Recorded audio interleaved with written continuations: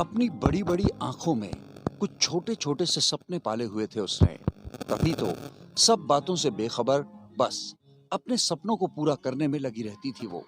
घर में सबकी लाडली, भाइयों का गुरूर और माँ-बाप का अभिमान थी वो। अब आप सोच रहे हो ये है कौन?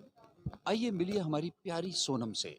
अपने नाम की तरह ही एकदम सोना। सोनम के सपने?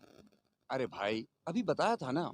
हाँ, वही सपने, जैसे खूब पढ़ लिख कर अच्छा सा जॉब करना, अपने माँ बाप को हमेशा अपने साथ रखना, और जब मनचाही नौकरी हो, सबका साथ हो, तो मस्ती तो बनती है ना। पर एक लड़की की जिंदगी उसके हिसाब से कभी नहीं चलती।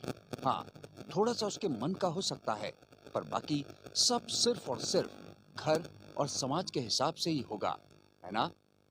पर सोनम के पापा उसको उसके हिसाब से पढ़ने का और रहने का मौका देते हैं, और वो कभी उनको निराश नहीं करती।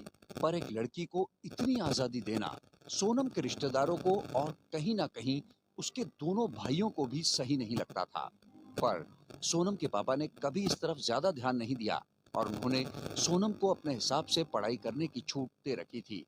हालांकि उसके ज्यादातर रिश्तेदार यही चाहते थे कि बस ज्यादा से ज्यादा वो 12वीं तक ही पढ़े और उसकी शादी कर दी जाए। पर तकदीर और ईश्वर तो कुछ और ही सोचे बैठे थे हमारी सोनम के लिए। स्नातक की पढ़ाई के बाद सोनम ने बीएड भी फर्स्ट क्लास से पास कर लिया। आखिर पापा के विश्वास को उसे साबित भी तो करके दिखाना था। फिर उसने पीजीटी की परीक्षा दी और रिजल्ट का इंतजार करने लगी। बस ये एक इंतजार ही तो नहीं करना चाहती थी सोनम, क्योंकि इस बीच वो सब नातेदार अपना परम धर्म निभाने फिर चले आए थे। तब तक उसकी पढ़ाई पूरी होने का इंतजार कर रहे थे कि काहे का इंतजार, अब तो बिटिया की पढ़ाई भी पूरी हो गई, अब शादी भी कर दो। और लगे हाथ एक से बढ़कर एक रिश्ते बताने लग पड़े। जैसे सोनम की सबसे ज्यादा चिंता तो इन लोगों को ही थी। माँ बाप और भाई तो बस ऐसे ही हैं। पर उस वक्त भी सोनम को उसके परिवार से खूब सहयोग मिला। उसके भाइयों ने कहा कि जब इतना इंतजार किया है तो अब इसका रिजल्ट भी आ जाने दो, क्या पता नौकरी लग जाने पर कहीं अच्छे घर में रिश्ता तय हो जाए। सब सांसें रोके सोनम के रिजल्ट का इंतजार कर रहे थे। और सोनम का हाल तो सबसे खराब था। वो अच्छे से जानती थी कि इस रिजल्ट पर ही उसकी आगे की जिंदगी तय होगी। आखिरकार वो दिन भी आया जब उसका रिजल्ट निकलने को था और सोनम ने पीजीटी क्लियर कर ली। उसकी तो खुशी का ठिकाना न रहा। घर में बधाइयां आने लगी, और आज सोनम के साथ उसके पिता और भाइयों को भी बहुत सुकून मिला। सोनम ने सबके विश्वास की लाज रखी। अब सोनम को काउंसलिंग के लिए लखनऊ जाना था। साथ में उसके प्यारे पापा गए। यही सोनम की जिंदगी का टर्निंग पॉइंट था, जिसने उसकी जिंदगी ही बदल दी। उसकी काउंसलिंग हो गई और उसे लखनऊ के केजीएमसी रोड पर ही एक जीजीआईसी में ज्वाइनिंग मिल गई। जैसा कि आप सभी को पता है कि केजीएमसी लखनऊ ही नहीं बल्कि पूरे यूपी का नंबर 1 कॉलेज है मेडिकल साइंस की पढ़ाई के लिए। सोनम बहुत खुश थी। उस दिन उसके हाथों में ज्वाइनिंग लेटर मिला। उसने कांपते हाथों से वो लेटर अपने पापा के हाथों में रख दिया।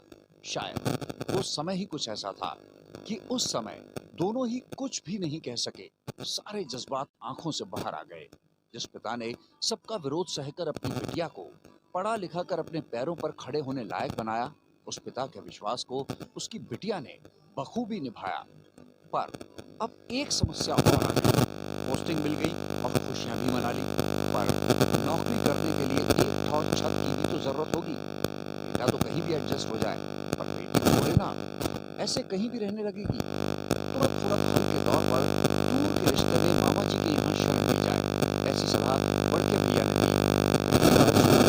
भैया की कोई सलाह पसंद आई तो सोचने लग गई, इनके दिमाग में मेरे लिए सकारात्मक विचार भी आते हैं, चलो कुछ दिन की तो चिंता टली। यही सोचकर सोनम ने अगले दिन अपनी नौकरी शुरू की और पहले ही दिन फिजिक्स के लेक्चरर से भिड़ गई।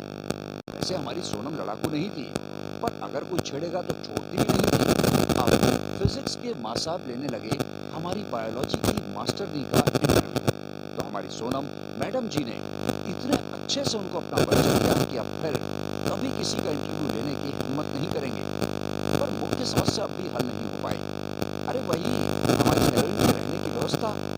सोनम ने हॉस्टल के लिए फॉर्म भरा, पर अच्छे रूम तो पहले से ही फुल थे और बचे हुए एक दो रूम रहने लायक तो किसी एंगल से नहीं थे। दूर के रिश्ते की मामी ने भी 2 दिन में दूरी बढ़ा दी और ये जता दिया कि जल्द ही कुछ करना पड़ेगा, नहीं तो आफत ही आफत थी। तभी मामा जी के दिमाग में एक तो बहुत गजब आइडिया आया।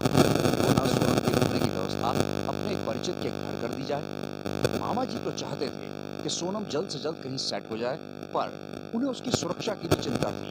इसलिए वो अगले ही दिन यानी संडे को सोनम के पापा को साथ लेकर अपने उन परिचित के घर ले गए। रास्ते भर उनको एक अजीब सी बेचैनी सताती रही। अगर वो घर पर हुआ तो उनका सोचा हुआ कुछ भी नहीं हो पाएगा। मन ही मन भगवान को याद करते हुए वो उस घर में पहुंचे जहां पर आने वाले कल से सोनम की जिंदगी में सब कुछ बदलने वाला था।